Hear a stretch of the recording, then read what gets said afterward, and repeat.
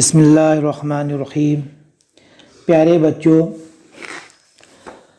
मज़मून उर्दू सबक नंबर 6 गपबाजी की सज़ा। कल हमने देखा था कि दादी अम्मा बबलू से कहती हैं कि जाओ अपने कमरे में जाकर सो जाओ। तो बबलू कहता है नहीं। इसके आगे का सबक आज हम देखेंगे। दादी अम्मा पूछती हैं क्यों?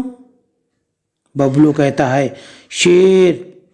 दादी अम्मा पूछती हैं शेर? कैसा शेर? शेर शेर इतना बड़ा जितने हाथ फैल सके फैलाकर बबलू ने नाप बताया। कहाँ है शेर? अब्बाजान ने गुस्सा करके पूछा। हमारे पलंग के नीचे। फिर तुम झूठ बोले। अब्बा ने बड़ी बड़ी आंखें निकाली।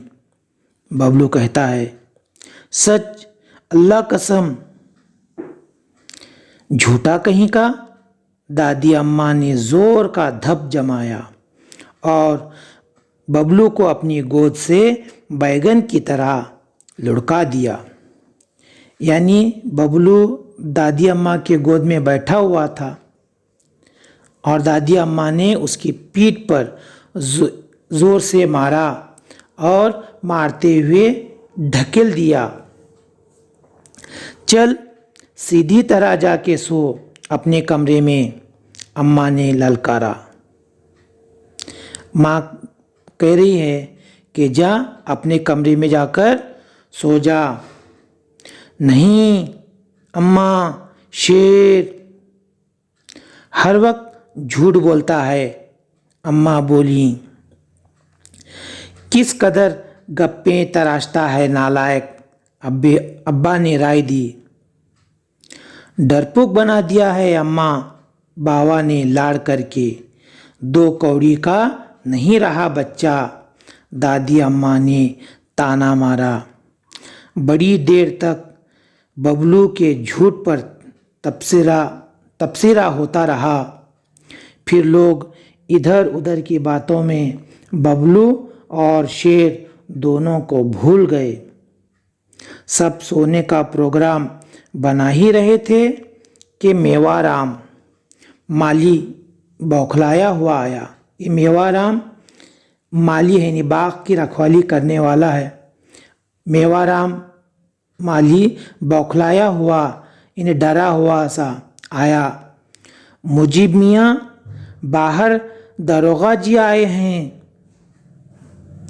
दादी अम्मा बड़बड़ाई। लोग पीछा ही नहीं छोड़ते, जान को लग गए हैं। अरे बुलाओ, आइए इंस्पेक्टर साहब। कैसे तकलीफ फरमाई? अब्बा ने चबूतरे पर से पुकारा। इंस्पेक्टर के साथ एक गुच्छेदार मूँछों वाले साहब भी थे। वो मेवाराम से भी ज़्यादा सटपटाए हुए थे, यानी डरे हुए थे। 2-4 लाठी बंद कांस्टेबल भी थे। अब्बा घबराए। क्या गड़बड़ी हो गई? खैरियत तो है? अब्बा ने पूछा। वैसे सब खैरियत है।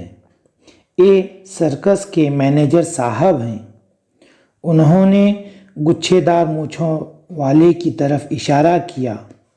आदाब अर्ज़, आपसे मिलकर बड़ी मुसर्रत हुई। अब्बा बोले साहब, वो बात ये है कि सर्कस का एक शेर छूट गया है।